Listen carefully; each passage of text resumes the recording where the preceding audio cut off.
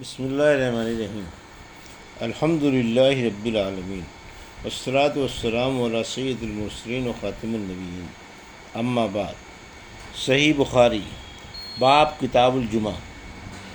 حدیث نمبر 920، اردو ترجمہ۔ خطبہ کھڑے ہو کر پڑھنا۔ اور حضرت انس رضی اللہ عنہ نے کہا کہ نبی کریم صلی اللہ علیہ وسلم کھڑے ہو کر خطبہ دے رہے تھے۔ ہم سے عبید اللہ بن عمر قواریری نے بیان کیا، انہوں نے کہا کہ ہم سے خالد بن حارث نے بیان کیا، انہوں نے کہا کہ ہم سے عبید اللہ بن عمر نے نافع سے بیان کیا، ان سے حضرت عبداللہ بن عمر رضی اللہ عنہ نے کہ نبی کریم صلی اللہ علیہ وسلم کھڑے ہو کر خطبہ دیتے تھے، پھر بیٹھ جاتے اور پھر کھڑے ہوتے، جیسے تم لوگ بھی آج کل کرتے ہو۔ حدیث نمبر 921، اردو ترجمہ۔ امام جب خطبہ دے تو لوگ امام کی طرف منہ کر لیں،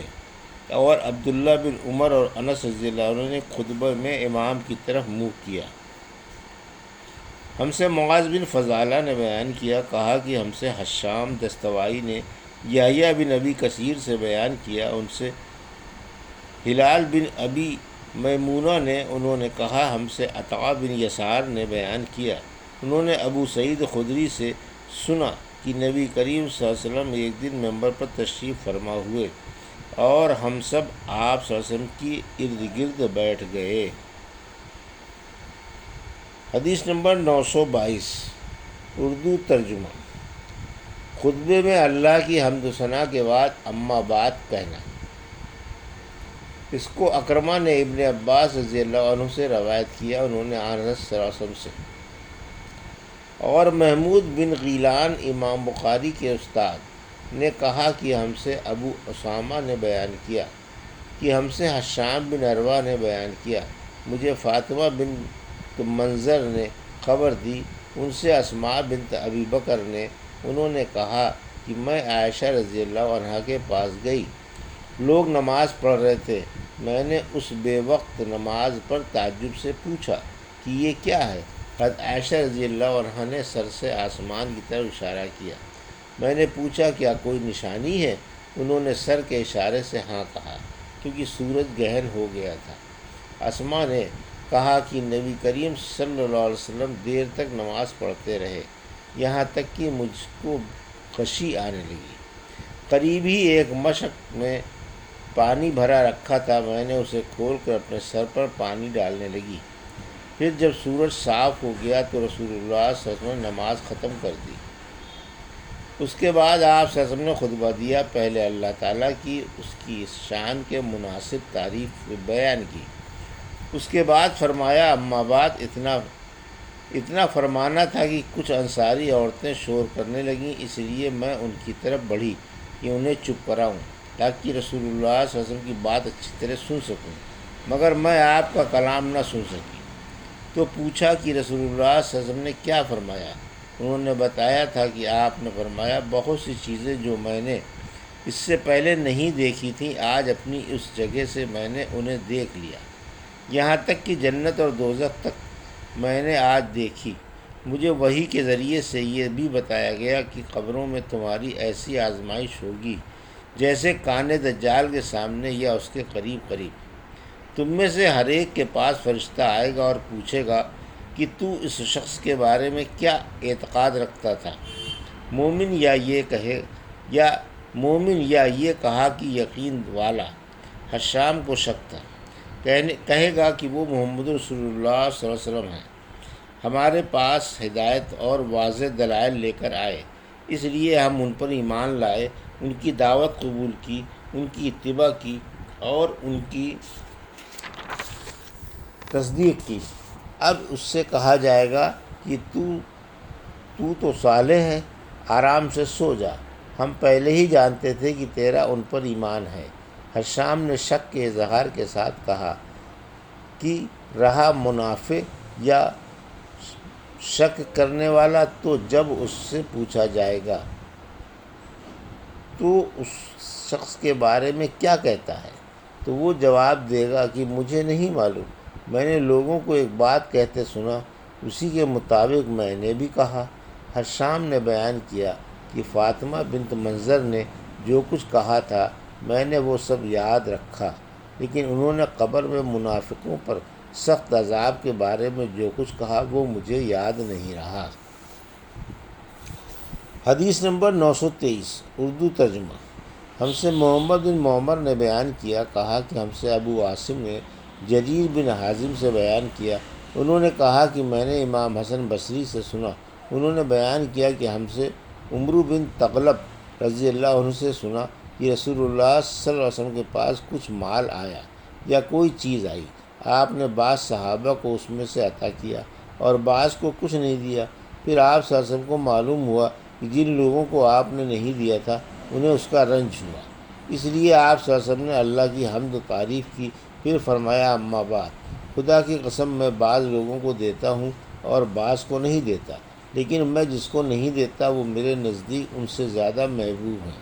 جن کو میں دیتا ہوں میں تو ان لوگوں کو دیتا ہوں جن کے دلوں میں بے صبری اور لالچ پاتا ہوں، لیکن جن کے دل اللہ نے خیر والے اور بے نیاز بنائے ہیں میں ان پر بھروسہ کرتا ہوں۔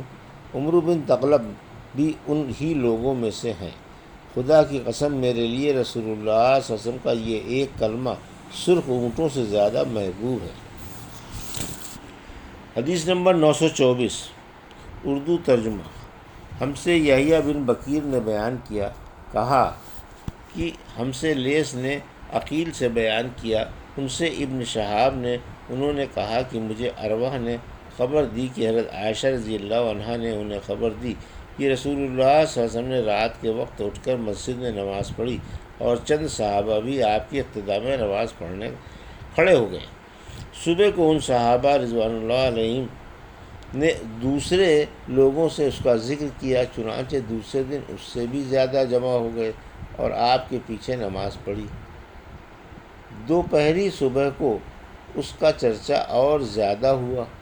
پھر کیا تھا، تیسری رات بڑی تعداد میں لوگ جمع ہو گئے اور جب رسول اللہ صلی اللہ علیہ وسلم اٹھے تو صحابہ رضی اللہ عنہ نے آپ کے پیچھے نماز شروع کر دی۔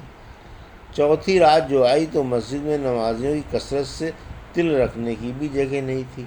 لیکن آج رات نبی کریم صلی اللہ علیہ وسلم نے یہ نماز نہ پڑھائی اور فجر کی نماز کے بعد لوگوں سے فرمایا، پہلے آپ صلی اللہ علیہ وسلم نے کلمہ شہادت پڑھا، پھر فرمایا اما بعد، مجھے تمہاری اس حاضری سے کوئی ڈر نہیں، لیکن میں اس بات سے ڈرا کہ کہیں یہ نماز تم پر فرض نہ کر دی جائے، پھر تم سے یہ ادا نہ ہو سکے۔ اس روایت کی مطابقت یونس نے کی ہے۔ حدیث نمبر 925 اردو ترجمہ۔ ہم سے ابو الیمان نے بیان کیا، کہا کہ ہمیں شعیب نے زہری سے خبر دی، انہوں نے کہا کہ مجھے عروہ نے ابو حمید سعدی رضی اللہ عنہ سے خبر دی کہ نبی کریم صلی اللہ علیہ وسلم نماز عشاء کے بعد کھڑے ہوئے، پہلے آپ نے کلمہ شہادت پڑھا، پھر اللہ تعالیٰ کے لائق اس کی تعریف کی، پھر فرمایا اما بعد۔ زہری کے ساتھ اس روایت کی مطابقت ابو معاویہ اور ابو اسامہ نے حشام سے کی، انہوں نے اپنے والد عروہ سے ان کی روایت کی، انہوں نے ابو حمید سے اور انہوں نے نبی کریم صلی اللہ علیہ وسلم سے کہ آپ صلی اللہ علیہ وسلم نے فرمایا اما بعد، اور ابو الیمان کے ساتھ اس حدیث کو محمد بن یحییٰ نے بھی سفیان سے روایت کیا، اس میں صرف اما بعد ہے۔ حدیث نمبر 926 اردو ترجمہ۔ ہم ابو الیمان نے بیان کیا، انہوں نے کہا کہ ہمیں شعیب نے زہری سے خبر دی، کہا کہ مجھے علی بن حسین نے مسعود بن مخرمہ رضی اللہ عنہ سے حدیث بیان کی کہ نبی کریم صلی اللہ علیہ وسلم کھڑے ہوئے، میں نے سنا کہ کلمہ شہادت کے بعد آپ صلی اللہ علیہ وسلم نے فرمایا اما بعد۔ شعیب کے ساتھ اس روایت کی مطابقت محمد بن ولید زبیدی نے زہری سے کی ہے۔ حدیث نمبر 927 اردو ترجمہ۔ ہم سے اسماعیل بن ابان نے بیان کیا، انہوں نے کہا کہ ہم سے غسیل عبد الرحمن بن سلیمان نے بیان کیا، انہوں نے کہا کہ ہم سے اکرمہ نے ابن عباس رضی اللہ عنہ کے واسطے سے بیان کیا، انہوں نے کہا کہ نبی کریم صلی اللہ علیہ وسلم ممبر پر تشریف لائے، ممبر پر یہ آپ صلی اللہ علیہ وسلم کی آخری بیٹھک تھی، آپ صلی اللہ علیہ وسلم دونوں شانوں سے چادر لپیٹے ہوئے تھے اور سر مبارک پر ایک پٹی باندھ رکھی تھی۔ آپ نے حمد و ثنا کے بعد فرمایا، لوگوں میری بات سنو، چنانچہ لوگ آپ صلی اللہ علیہ وسلم کی طرف کلام مبارک سننے کے لیے متوجہ ہو گئے۔ پھر آپ صلی اللہ علیہ وسلم نے فرمایا اما بعد، یہ قبیلہ انصار کے لوگ آنے والے دور میں تعداد میں بہت کم ہو جائیں گے، بس محمد صلی اللہ علیہ وسلم کی امت کا جو شخص بھی حاکم ہو اور اسے نفع و نقصان پہنچانے کی طاقت ہو تو انصار کے نیک لوگوں کی نیکی قبول کرے اور ان کے برے کی برائی سے درگزر کرے۔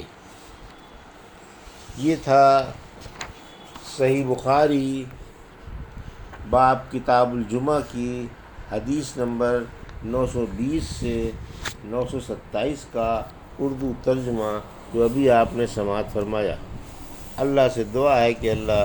ہمیں ان حدیثوں کی صحیح سمجھ عطا فرما اور ان پر عمل کرنے کی توفیق عطا فرما، آمین یا رب العالمین۔